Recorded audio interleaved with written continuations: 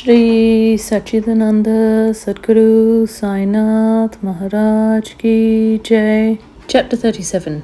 Javadi Procession. In this chapter, Hemadpant, after making some preliminary observations on some points of Vedanta, describes the Javadi procession.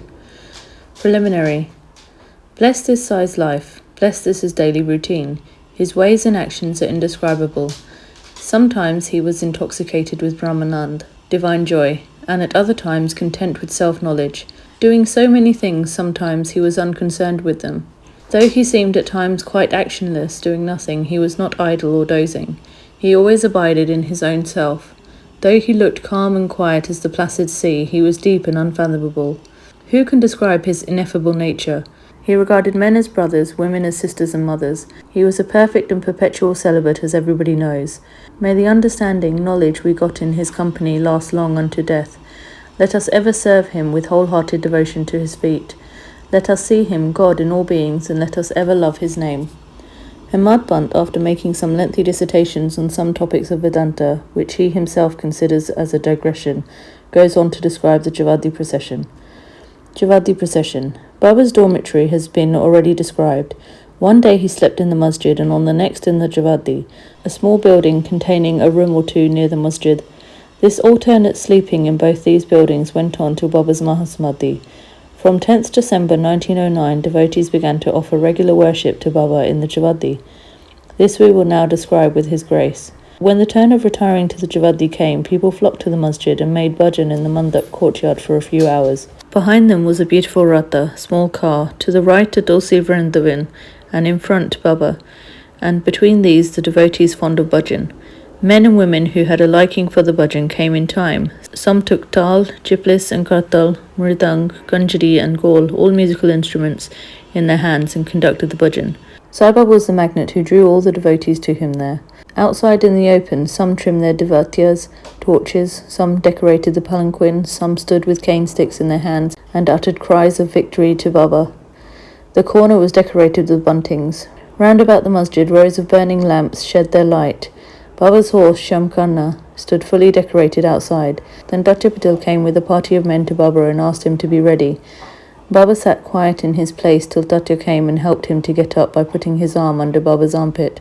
Tatya called Baba by the name of Mama. Really, their relationship was extremely intimate. Baba wore on his body the usual gufni, took his satka, short stick, under his armpit, and after taking his chilim, tobacco pipe, and tobacco, and placing a cloth over his shoulder, became ready to start. Then Tatya threw a golden embroidered beautiful shella shawl over his body. After this, Baba, moving a little the bundle of fuel sticks lying behind with his right toe, and then extinguishing the burning lamp with his right hand, started for the Javadi.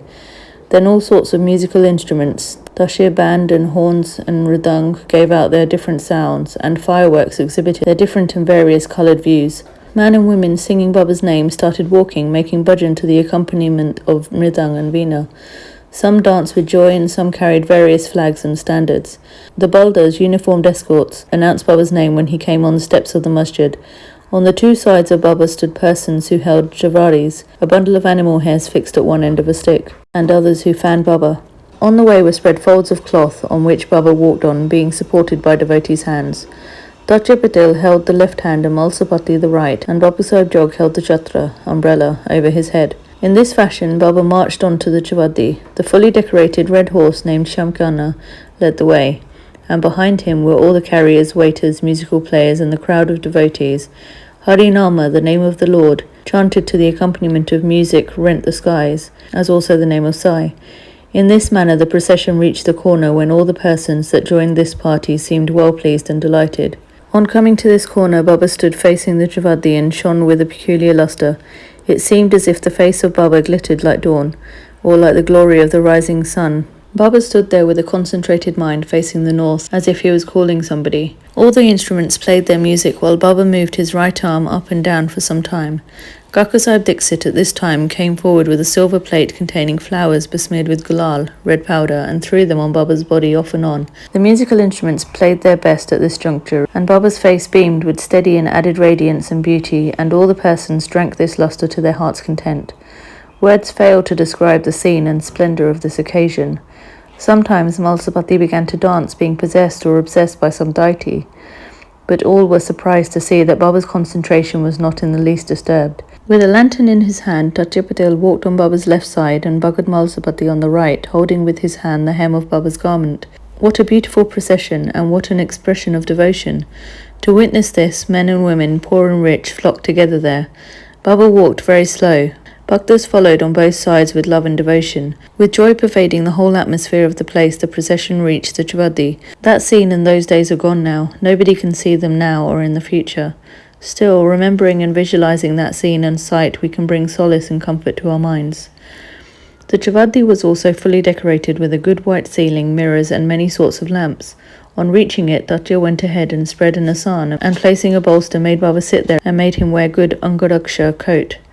Then the devotees worshipped him in various ways. They put on his head a mukut crown with a tuft above, placed garlands of flowers and jewels round his neck, and marking his forehead with musk-mixed vertical lines and a dot, as Vaishnava devotees do. They stared at him for long to their heart's content.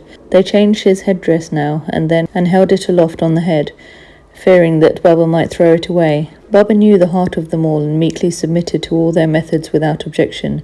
With these decorations, he looked wonderfully beautiful. Nana Sahib Nimankar held the chatra umbrella with its beautiful pendants, which moved in a circle with its supporting stick. Bapu Sahib Jog washed the feet of Baba in a silver dish and offered arghya and worship with due formalities, then besmeared his arms with sandal paste and offered dumble betel leaves. Baba sat on the asan, gaddi, while Tatya and others kept standing and falling at his feet. When Baba sat on the gaddi, supporting himself against a bolster, devotees on both sides waved chamas and pans. Shama then prepared the chilim and handed it over to Datyaba, who drew a flame out of it by his breath and then gave it to Baba. After Baba had his smoke, it was given to Bhagat Malsapati, and then it was passed round to all. Blessed was the inanimate chilim. It had first to undergo many ordeals of penance, such as being treated by potmakers, dried in the open sun and burnt in fire, and then it had the good fortune to get the contact of Baba's hand and his kiss. After this function was over, devotees put garlands of flowers on his neck and gave him nosegays and bunches of flowers for smelling. Baba, who was dispassion or non-attachment incarnate, cared a fig for all these necklaces of jewels and garlands of flowers and other decorations, but out of real love to his devotees, he allowed them to have their own way and to please themselves. Finally, Bapu Sahib Jog waved the arti over Baba, observing all formalities. The musical instruments played their auspicious tunes. When this arti was over, the devotees returned home, one by one, saluting Baba and taking his leave. When Tatya Patel, after offering chilim, attar scent, and rose water, rose to depart, Baba said to him lovingly, "Go if you like, but return sometimes at night and inquire after me." Replying in the affirmative, Tatyaba left the Javadi and went home. Then Baba himself prepared his bed. He arranged 50 or 60 white chaddars, one upon another, and thus making his bed, went to rest. We shall also now take rest and close this chapter with the request to the readers that they should remember Sai Baba and his Javadi procession daily before they retire and go to bed. Bow to Shri Sai, peace be to all. Shri Satcharita Satguru Sai Nath Maharaj Ki Jai.